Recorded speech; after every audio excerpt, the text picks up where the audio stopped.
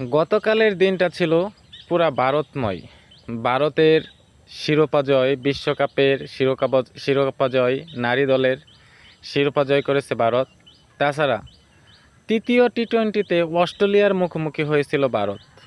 Australia প্রথমে bat করতে নেমে নির্ধারিত 20 ওভারে 186 রান করতে সক্ষম হয়।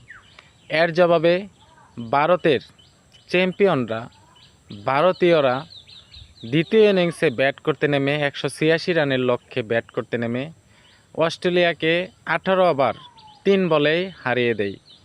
5 উইকেট হারিয়ে অস্ট্রেলিয়াকে 5 উইকেটে হারিয়ে দেয় ভারত ক্রিকেট দল।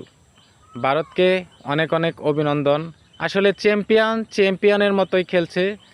আর এইসব টিমের চ্যাম্পিয়নদের খেলা দেখলে মজাই আলাদা।